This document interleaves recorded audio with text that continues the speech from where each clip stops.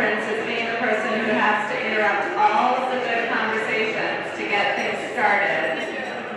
But that's my job. Welcome, welcome, welcome. I'm going to continue interrupting your conversations.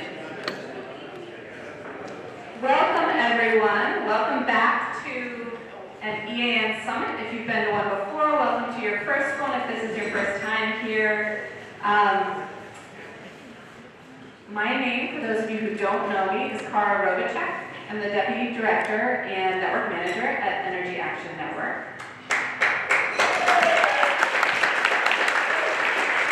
And I get to spend a few minutes just grounding us all in a little bit of the background of Energy Action Network itself. I do want to say, for those of you who have been with us for a while, I'm so glad we are not doing this as a fully hybrid summit as we did 2 years ago in this very space when we were all still wearing masks. We do have masks if anyone wants them. They're on the entrance table, but at least we don't all feel like we all have to be wearing them all the time anymore. I have one request, and that is that an EAN crowd drives a lot of electric vehicles, and all of the EV chargers are currently full. So I'm going to ask people to shuffle cars away from the chargers so other people can charge at the break and at lunch as well. So people can remember to do that if their car is plugged in. That'd be really helpful. Okay, so about Energy Action Network. Probably most of you know this, but EAN's mission is to achieve Vermont's climate and energy commitments in ways that create a more just, thriving, and sustainable future for Vermonters. And EAN really has two main roles in the state of Vermont. As a nonprofit organization, we're probably best known for our deep data gathering and analysis, which we present each year in an annual progress report for Vermont. We also host other research papers, webinars, a really great summer internship program, and the Leveraging Change Speaker Series. And we bring our presentations to venues around the state. Today we are very, very excited to be unveiling our most recent annual progress report for Vermont, as well as a new research paper that looks at Vermont's climate responsibility through a comparative analysis of per capita emissions. More on that very soon. So our other role in the state is convening this broad network of, we're a backbone organization, convening this broad network of organizations, businesses, utilities, and institutions of higher learning. This is just a small sample of the logos for some of those members on this slide. And we work very closely with many public sector partners, again, a small sample of which are shown on this slide.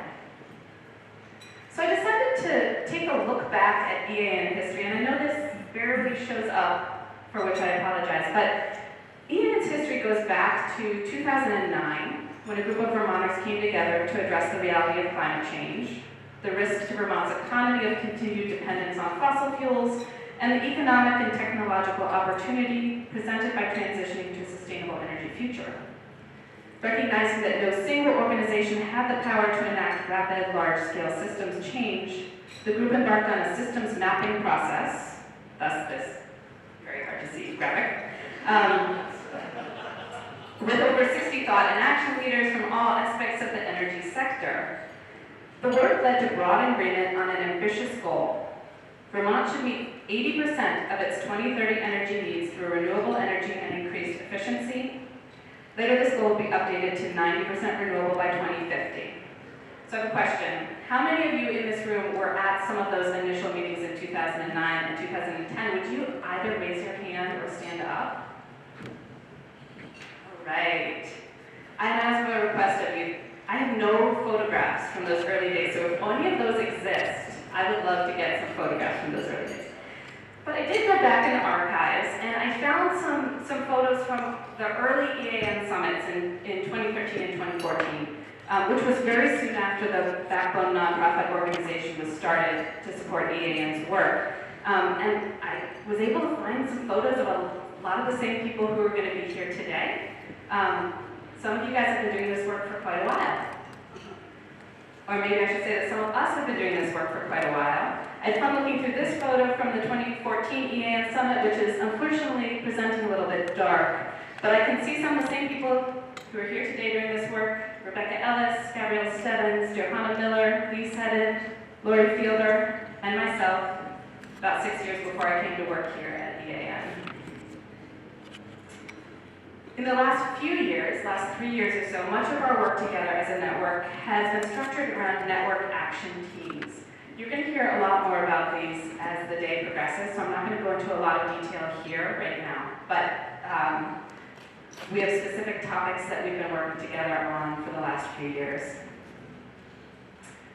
So who is EAN?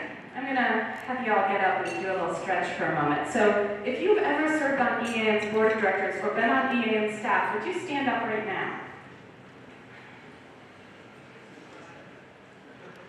Yay!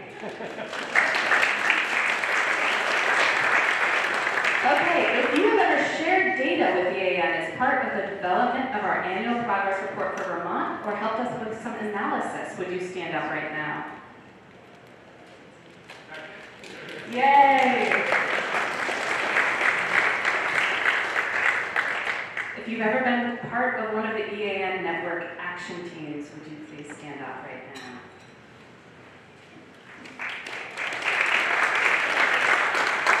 Yay! We have a fabulous group of folks who come together and have some really deep discussions and analysis and help us with a lot of our work, who are called EAN Senior Fellows. If you are an EAN Senior Fellow, would you stand up right now?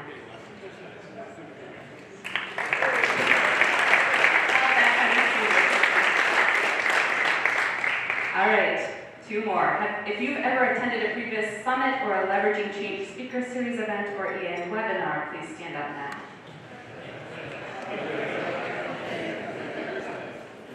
Most of the room. And if you've ever read the EAN report or used our graphics or analysis, please stand up now. Yay! All right. Thank you all for being willing to engage in a little standing up. So when everyone registered for the event, you agreed to a couple of things, and I thank you all for agreeing to these. The first one is just that everyone, that the summit is open to anyone who supports EAN's mission, which I've already said, and you can read it if you'd like to again. And we also ask that everyone commit to engaging in respectful and civil discourse. Disagreement is fine. Our organization likes to engage respectfully with one another, even in disagreement. And that's included an agreement not to record other participants without their express permission. But that said, we do have some of the media here, and we're very glad to have some of the media here. So everything on the podium was being recorded, both by EAN and by some folks from the media. So just great to have them here and to be aware of that. So that brings us to today. You probably all got an agenda when you walked in. If you didn't, you can go and get one. But we're going to start out by hearing about our new annual progress report. We have a very exciting panel of statewide leaders who will be speaking about climate and energy leadership for Vermont this morning as well. In the afternoon, it will be our honor to present 2 EAN annual awards. And then we have 2 more panels. One is on funding climate action in Vermont, and the other is on the plans and priorities for network action teams. And we'll close with a few words for the network at the end of the day. And then we have a reception and dinner. We hope many of you will stay. It's going to be a beautiful evening. You can stay as long as you want, and we can enjoy this beautiful place. So, no pitches? Those of you who have been to summits recently know that we have a pitch process every year where people bring new ideas to the network for things that we could work on together. That process would have been happening through July of this year, people coming together to plan those pitches. The climate crisis had a little bit of a different plan for us. So we ended up not having pitches coming to the network this year, which is not a bad thing necessarily, because as a network and the board of directors have been discussing for a while, how do you give enough attention to the network action teams you already have versus bringing in new ideas? So we're excited to keep working with the network action teams we already have.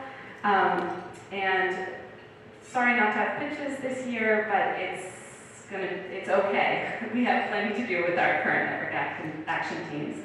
And we are also committed to continuing that are on topics of interest to the network. And that will start with the agenda tomorrow. So for those of you who can stay, our plan for tomorrow is to be very discussion-based and conversational, and to dig deeper into conversations leading to action steps for the coming year. So we're going to have a carefully curated agenda where we're going to share what we already know is working well in Vermont and other jurisdictions. We're going to gather together some ideas of resources we already know exist. And then we're going to start discussing how we can match what needs to be done with the resources that are available, and brainstorming some next steps for the network action teams and the network. And these are the specific topic areas that we're going to dive in on. We're going to be sitting at tables with the different network action teams and themes that we work on, and we're going to talk about funding and finance. How can Vermont really access all of the available funding for climate and energy initiatives? And then we're going to take a pause, and we're going to come back and we're going to talk about how do we deploy those dollars? How do we actually get the work done? And that's more on the communications and program design side of things. If you're not registered for tomorrow, you have time to be here tomorrow morning. We would love to have you. We may not have enough food for you, but we would very much love to have you in the room. We will have seats at the table. And we will also be providing the Leveraging Change speaker series and setting up other opportunities for dialogue in the coming year. So we hope you'll join us for those as well. My final note is that as in past events, we will do our Q&A at every panel, at every presentation, using the app Slido.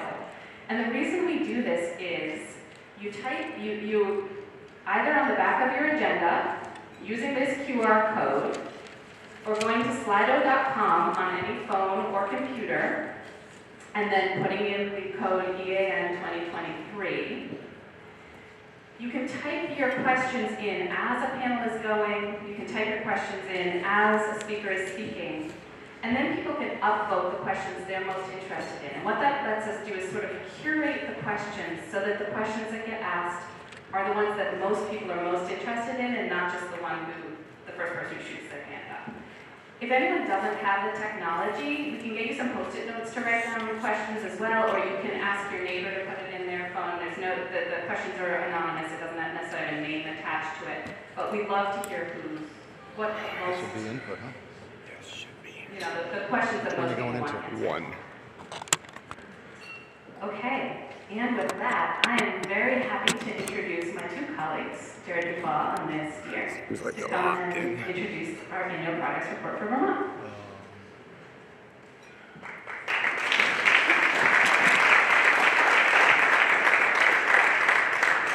This is our first test of this. No one gave us any warning on this. This system. Good morning, everybody. Thank you so much, Cara. It's wonderful to see you all. So my name is Jared Duval, Executive Director. And hi everyone, my name is Lena Steer. I am EAN's Data Manager and Research Analyst.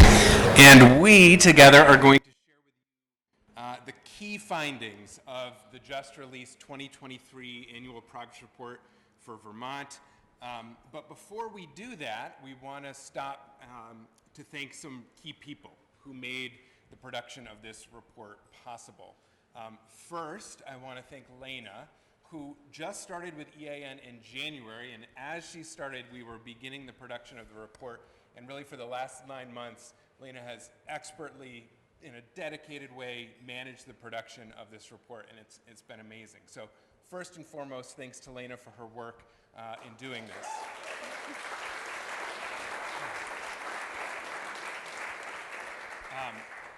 Thank you also to Cara for being an integral part of creating this report, as together as a staff we've collaboratively designed and authored the report as a staff team.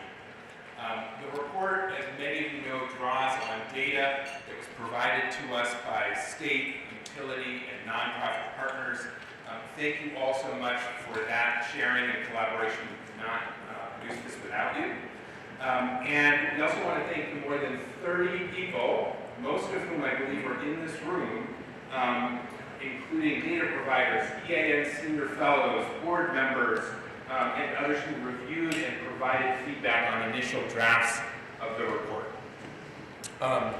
So as I said, we're really just going to share the key findings. There is a lot more in there, but as we go, if you have any questions, please feel free to just enter them into Slido as we go.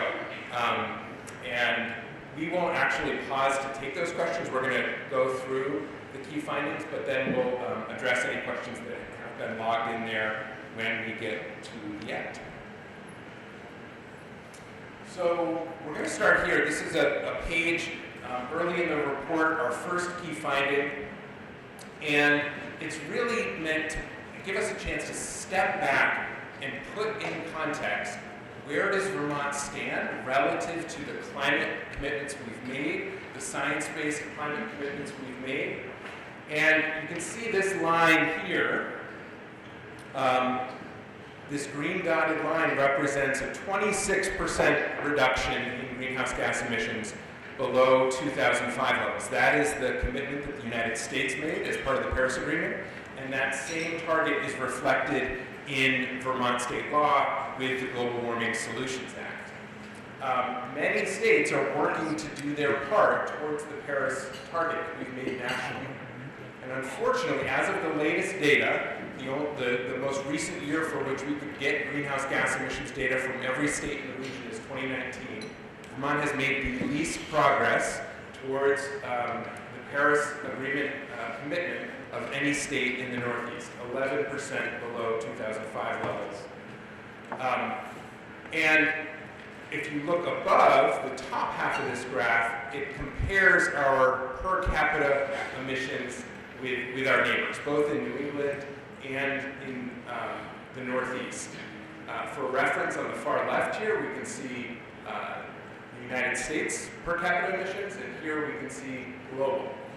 And what we find is that Vermont has the second highest per capita emissions in New Hampshire as of 2019, behind or lower only than New Hampshire. And that if we extend the comparison to the entire Northeast, Vermont has the third highest per capita emissions, with only Pennsylvania and New Hampshire being higher. So this just helps provide the context of where we stand, what is the scale and pace of work that is still before us to meet this national commitment, our legal obligations, our moral responsibility, and more.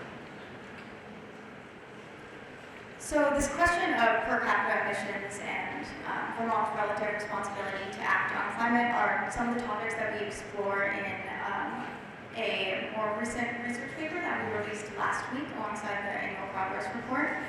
And we have copies of the executive summary available up at the registration table if anyone's interested. It's also up on the EAN website now. So in addition to comparing the total per capita emissions between states, which Jared just talked about, this research paper also digs into where these emissions are coming from. So this graph shows per capita emissions broken down by sector for all of the states in New England. It might be a little bit difficult to read the states at the bottom there, but I'll point out some of them for you. So we can see that in most of these states, the transportation and thermal sectors, which are shown in green for transportation and orange for thermal, are the largest contributors to greenhouse gas emissions.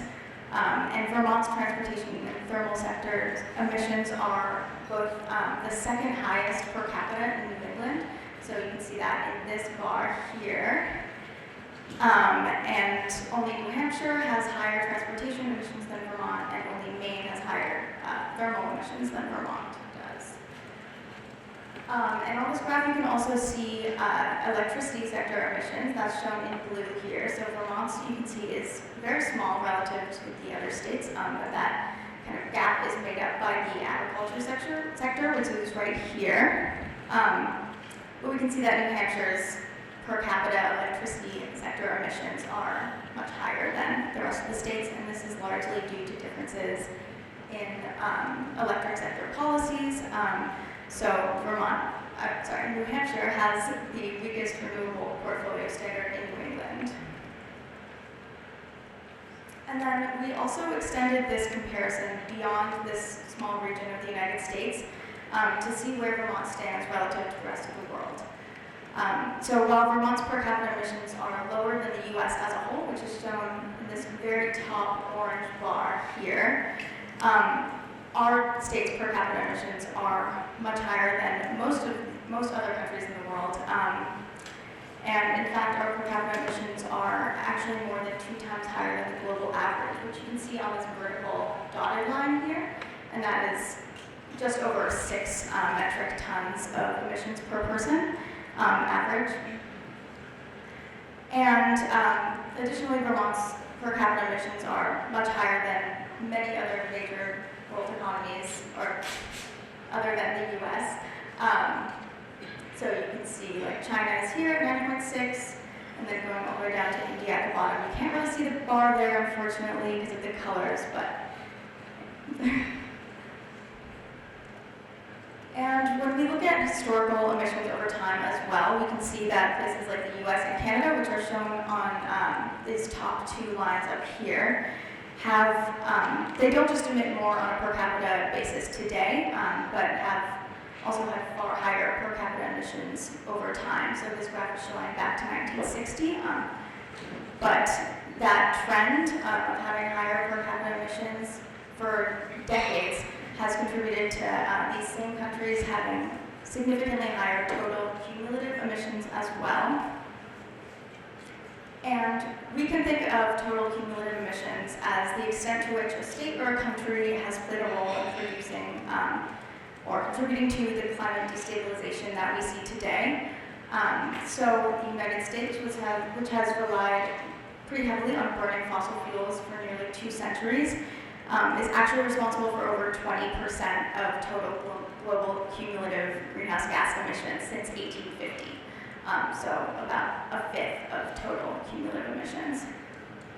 And as part of this research, we calculated an estimate of Vermont's total cumulative emissions since 1850 as well, and that it's not shown on this graph yet, but we found that our state has produced more emissions on a cumulative basis than over 70 countries around the world, and many of those countries have much larger populations than Vermont.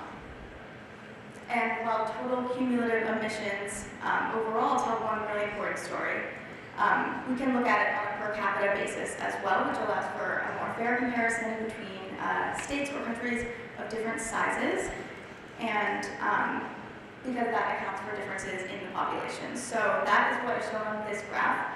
You can see Vermont here in green, and the United States right to the left of Vermont.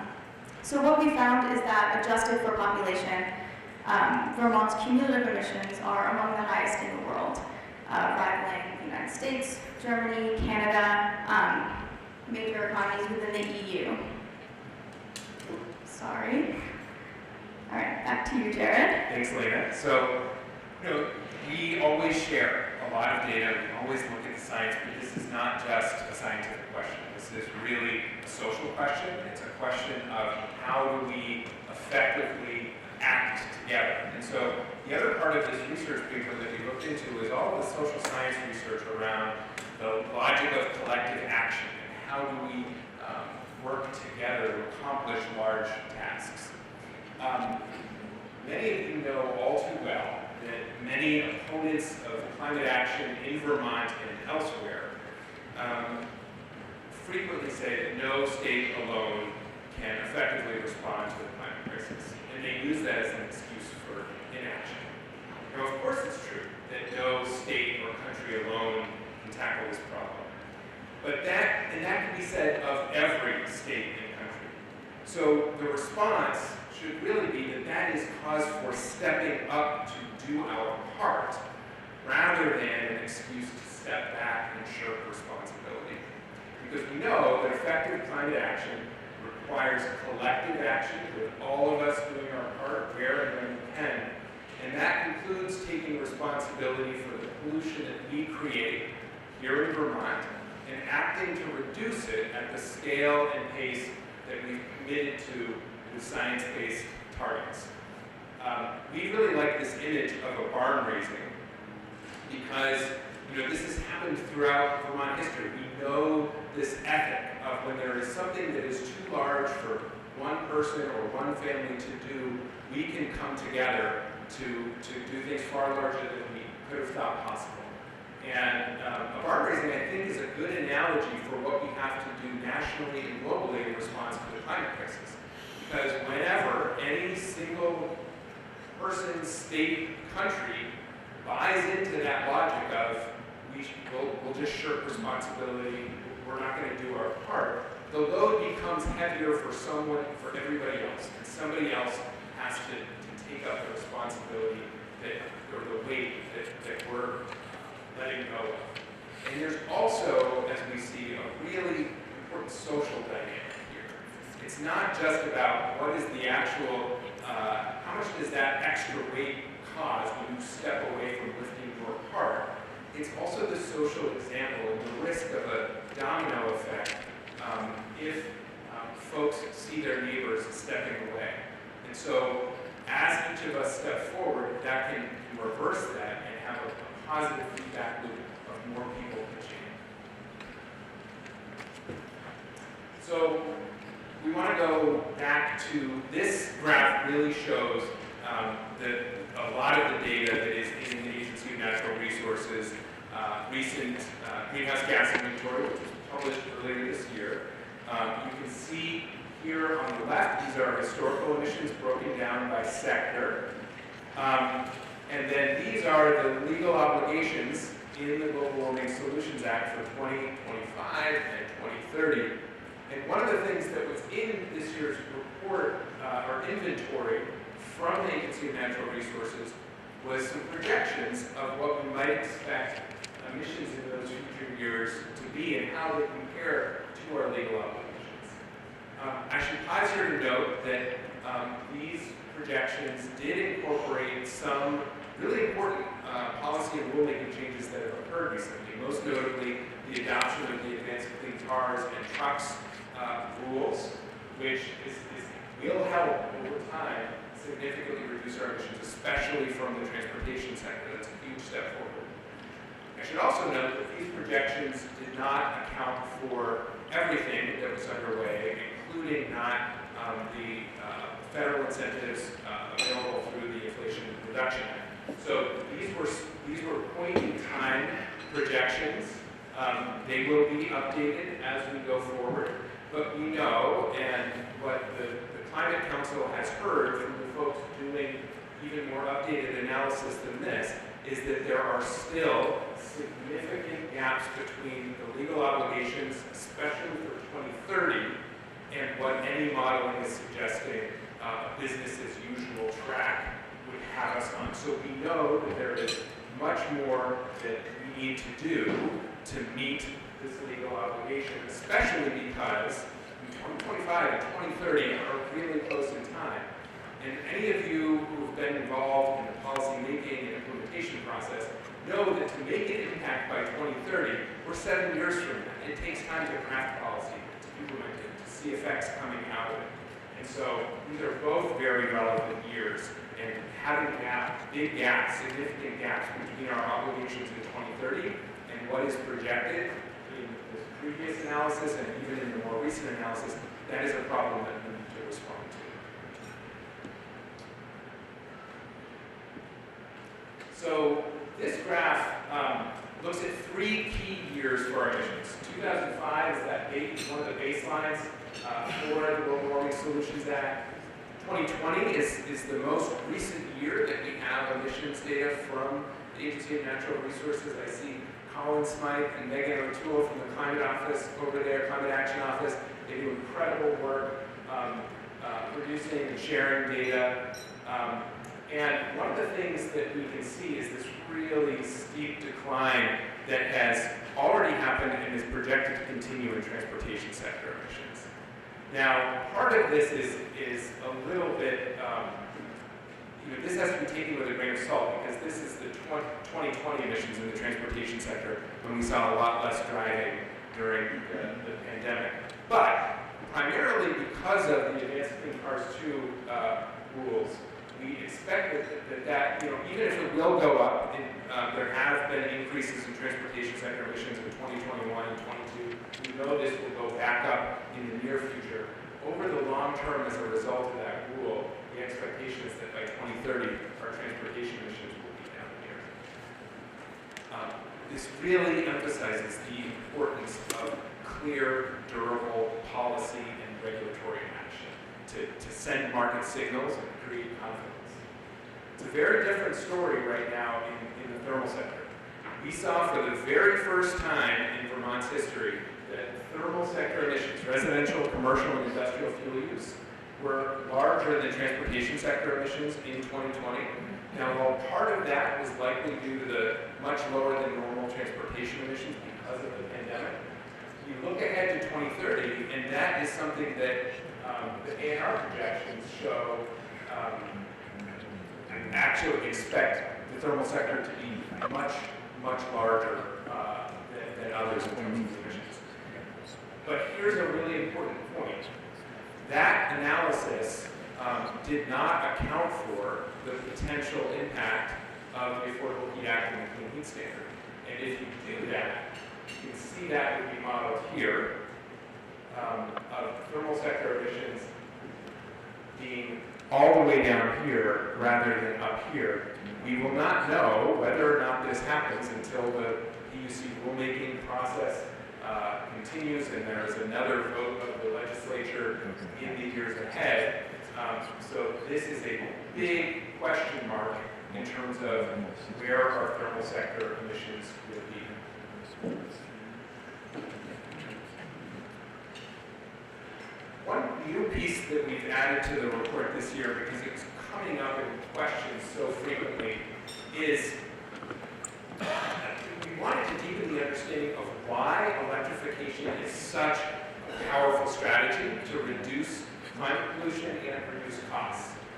So many of us, I think, are really aware that when we get off of fossil fuels for transportation and for heating and switch to using electricity for those purposes, we can significantly reduce emissions because we're using an electricity portfolio that is 90% fossil-free. The cleanest electricity portfolio in the country, no matter how you measure it. Yes, there is more progress that can and should be made and that we need to do, but already 90% fossil-free electricity in Vermont. There's a big benefit there to electrification for EVs and heat pumps already. But there is this second, much less understood benefit to electrification, and it's that as we use this more efficient modern electric technology, we can use far less energy for the exact same purposes. So here's two examples. In a gas car, when you put gasoline in it, the amount of energy from combusting that gasoline that actually results in moving the car forward is only 16 to 25%. It's incredibly inefficient. This is data from the fueleconomy.gov and Department of Energy. The vast majority of that energy input is lost to heat and other engine losses. In comparison, electric vehicles, 87 to 91% of the energy input results in actually moving the car forward. And so the same amount of energy results in 4 times more actual work coming out of it. It's a similar story on the heating side. Combustion technology is inherently limited by the rules, the laws of thermodynamics, right? You cannot exceed 100% efficiency. But with modern cold climate heat pump technology, because you're not generating energy through combustion, you're transferring it from the air to the ground, we can achieve efficiencies that are 3 or 4 times greater. And so this is the really important double benefit of electrification. Using, yes, cleaner electricity instead of fossil fuels, but also using 3 or 4 times less energy overall because these technologies are so much more efficient at using energy to accomplish a task, whether that's moving or staying warm. So now to turn more to the cost of energy at the household level. In this year's report, we did update and expand upon some of our previous analyses related to energy burden and equity. We know that within the last few years, households throughout Vermont have felt the impacts of high fuel costs and particularly volatile prices. However, as we know, these impacts are not felt equally by all Vermonters. Vermont households with lower incomes are disproportionately burdened by high energy costs and are more likely to experience energy insecurity. So this graph here shows household expenditures on electricity and heating fuels on the one hand, so that's shown in blue there, and energy burdens associated with those expenses on the other, and that is shown in the orange. So despite using less energy on average, and therefore spending less each year on electricity and fuel, Vermont households with lower incomes tend to face much higher energy burdens than those with higher incomes. And you can see that on this graph, that households on the far left here that earn less than 60% of the state median income spend an average of 19% of their income on these fuel costs. Thank you. And this compares to only 3% for those who earn at least 120% of the state median income, which you can see over here in orange on the far right.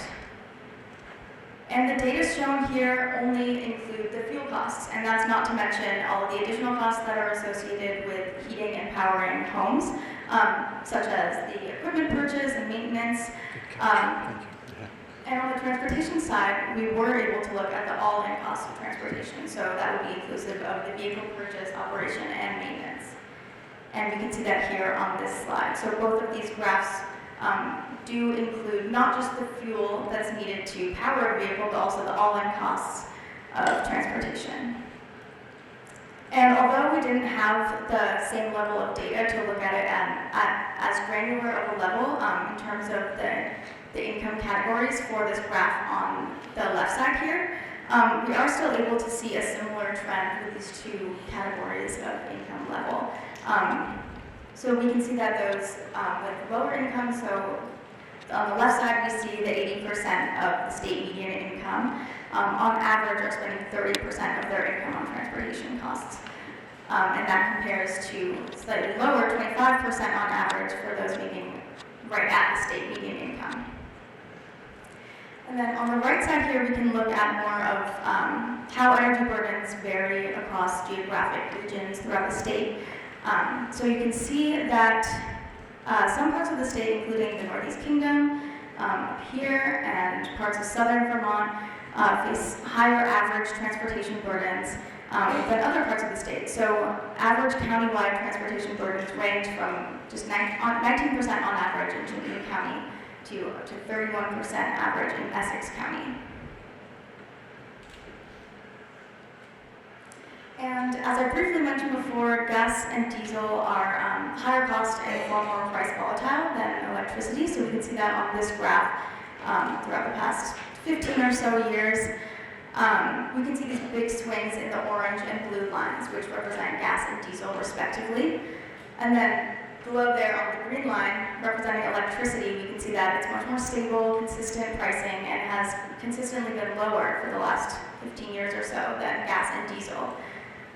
And in addition to that, there are EV rates that are offered by some Vermont utilities. So here we're showing GMP and BED in the bottom right corner, and you can see that those are even lower than the average statewide electricity costs. And this is shown on a dollar per gallon equivalent basis. So these EV rates can bring down the cost of driving an electric vehicle even further. And then a similar trend can also be seen here in terms of the various heating fuels, which are graphed here in terms of dollars per million British thermal units of delivered heat. So standardized net pricing across the different fuels. And you can see in the middle here, we have kerosene, propane, and fuel oil, and those, like gas and diesel on the transportation side, are far more price volatile than some of the other options. Particularly when you compare it to the cost of a high-efficiency electric heat pump, which you can see in blue. It's a little bit difficult to see, but it's this blue line here, which, like electricity on the transportation side, is much more stable and consistent. So these graphs are showing that really switching to electricity for transportation and thermal or heating can save Vermonters money over time and protect Vermonters from these large, often unpredictable price swings. And transitioning away from fossil fuels can not only benefit Vermonters at the household level, but it also has important benefits for Vermont's economy as a whole.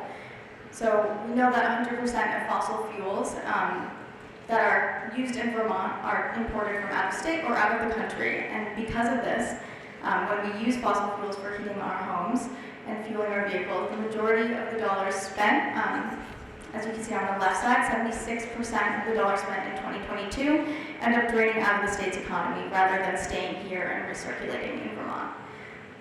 And on the other hand, on the right side here, when we purchase electricity, it's essentially the reverse. So we can see that in 2021, 75% of the dollars spent on electricity in Vermont stayed and recirculated in the state economy. So essentially the opposite of the other. And I do want to note that the years are different on these two graphs, and that is because there is a bit more of a time lag on the electricity data side. And we just wanted to show the most recent data, so that's why we have 2022 and 2021 here. And last but not least, one of the biggest challenges Vermont is facing when it comes to the energy transition has to do with workforce needs. So when it comes to our climate and clean energy workforce, Vermont does start in a relatively strong position compared to other states. We actually have the highest share of workers in the clean energy sector per capita in the country. And the data shown on this graph it comes from the 2022 Vermont Clean Energy Industry Report, which is published each year by the Clean Energy Development Fund. And it shows that between 2013 and 2017, we saw pretty steady growth in the number of clean energy workers. You can see the totals kind of up here at the top, they're really tiny. And then between 2017 and 2020-ish, we saw that kind of level off until, of course, in 2020, there was a bit of a decline in employment as there was throughout the economy as a result of the pandemic. And then as of 2022, which you can see at the far right here, Vermont had not yet returned to its 2017 peak of clean energy employment. And this graph is also showing this dark green. If you can't see it, it's the percent of workers, or the number of workers that spend 100% of their time on clean energy. And then the light green is the remainder. So it's not like that this jumped from 0 to 10,000 in 1 year, it's just that that data wasn't available for those previous years. So that said, there is still a lot of work to be done. In order to achieve Vermont's climate and energy commitments, we will need to attract more workers into the climate and clean energy workforce. And this has not proven easy. So clean energy workers in Vermont have been encountering increasing difficulty in hiring workers over the past few years. So on this graph, you can see between 2016 and 2022, the percent of clean energy employers who reported hiring difficulties. And we can see that percent who reported that it was very difficult to hire workers, that's shown at the top in red, has been steadily increasing. So more than half of these employers in 2022 reported that it was very difficult. And then the blue is showing somewhat difficult. So the vast majority are reporting some level of difficulty in hiring workers, whereas only 9% said that it was not at all difficult to hire workers in 2022. So, thanks, Elena. But beyond these brief key findings that we've shared, there's much more in the report. We hope you'll dig into it. As soon as we kind of finish one annual report, we start looking ahead to the next one. So we always want to hear your constructive feedback. What questions do you have? What new opportunities for analysis? Don't ever hesitate to reach out to us to share that with us. But in the meantime, we also want to make sure that the information here is really helping ground and inform and advance energy and climate conversations all over the state. That's why we do this, to make sure that these conversations are happening in an evidence-based, fact-based way. There is a lot of information swirling around. Some of it's true, some of it's not. So we go through a really rigorous process to try to help make sure that we can ground the conversations happening in the state in the latest and highest quality evidence. So we would love to have conversations with your organizations, businesses, networks, communities, So don't hesitate to reach out to us. We'd love to schedule a discussion with you, a presentation and discussion. And if you have upcoming events where you'd like to hand out copies of the report, let us know. Email Lena, and we will, with enough lead time, give you free copies. We printed a lot of extra, so please let us know about that. But for now, we are really looking forward to seeing what questions have come up in Slido. And we're just going to kind of go back and forth between us. All right, so the first question is, what is Maine doing so right? If it's possible, let's just go back to that graph.